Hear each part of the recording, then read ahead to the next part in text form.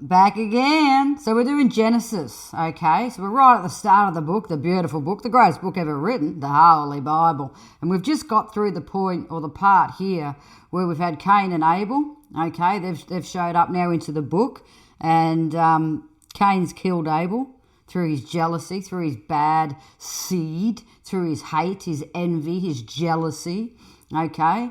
And now he's got smart aleck on him in relation to how he's talking to Father. I'm not my brother's keeper. Oh, I don't know. Being disrespectful, okay? And as I said, that sort of come from Adam and Eve a bit there, the way that they blamed, Adam blamed Eve and then Eve blamed the serpent. I didn't do it. He made me do it. It wasn't, all this denial, not taking accountability. So straight off the bat, we know that there's a darkness in them. Of the first man and woman. And now that are cursed from the earth, which hath opened her mouth to receive thy brother's blood from thy hand.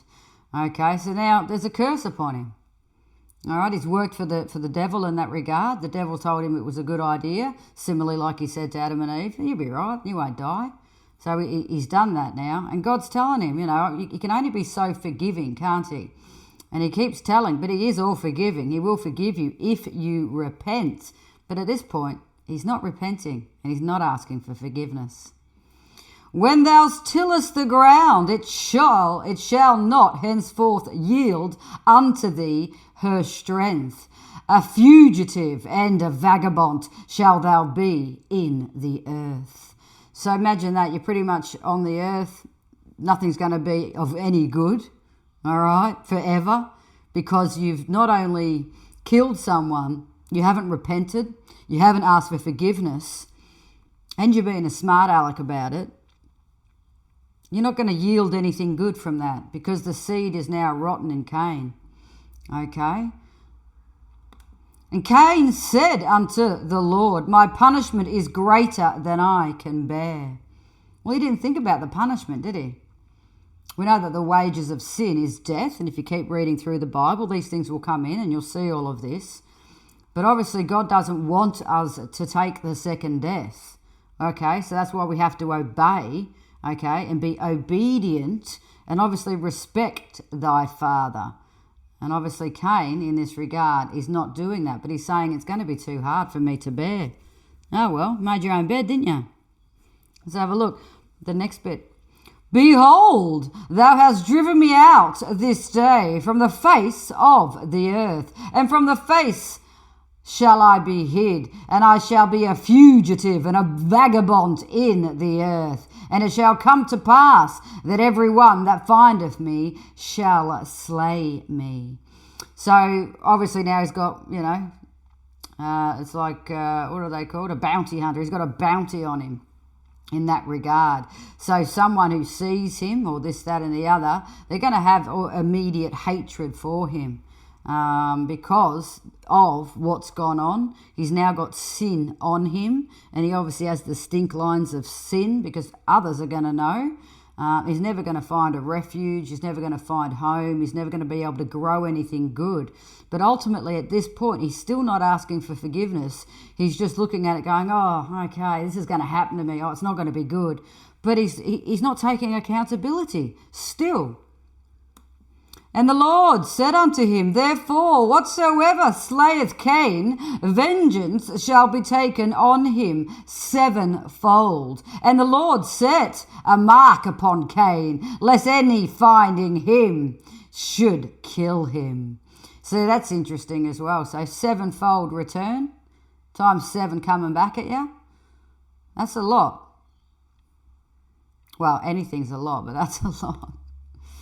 And Cain went out from the presence of the Lord and dwelt in the land of Nod on the east of Eden. Interestingly enough, he still hasn't asked for forgiveness. He still hasn't repented.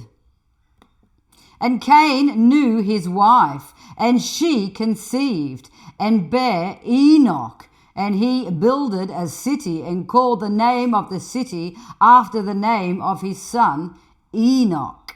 So there is actually a greater lineage through that. They've skipped a massive chunk, okay? Enoch is the great-grandfather of Noah, All right, and that comes in for Noah's Ark as we go through. So they've done a synopsis, if you like, just straight in, or a quick summary straight into Enoch. And obviously we've got a lineage there that they haven't talked about, because they're saying Cain knew his wife. So obviously at that point, where did his wife come from? So we did a bit of research, as you do, to find out where all these other people have come from. Is there another Garden of Eden on another side of the world that we don't know about, and we're only getting this chunk? And then it was like, well, he must have had a sister. There must have been other children born through Adam and Eve. And obviously back then it was that way, but they weren't becoming deformed, if you like, as you would these days if you're doing, what's it called, incest, which is to have relations with a family member. But back then it was different because there was only a couple of people on earth. But he has found his wife and she conceived, okay? And unto Enoch was born Irad, and Irad begat Mehujael, Mehujael, and Mehujael begat Methuselah, and Methuselah, crikey, come on, I'm so sorry. Methuselah begat Lamech.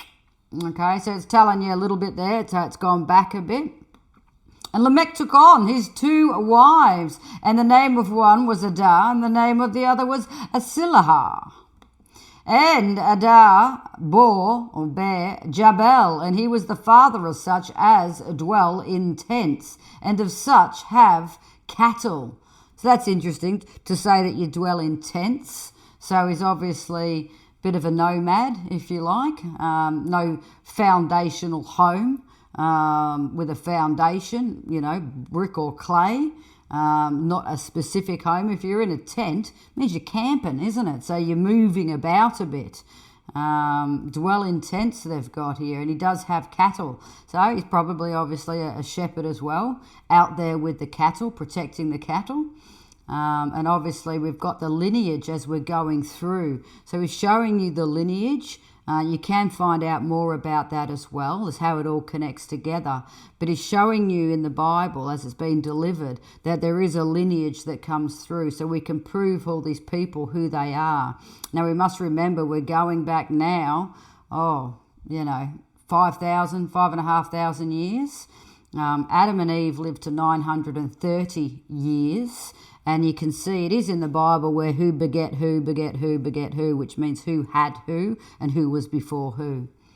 All right, can we fit this in? And his brother name was Jabal, and he was the father of all such as handled the harp and organ. So we've got a musician showed up. Fantastic. Love a musician, right? And obviously music is wonderful. And if you get more into the Bible, you'll see that David played something called a lyre, which is like a violin or a stringed instrument anyway. And he sang always praise and conversations and poems and stuff to God, being Father, always talking to him. So when we're talking about music, we're not talking rock and roll, we're not talking classical, we're talking more in relation to just sounds and melodies, okay?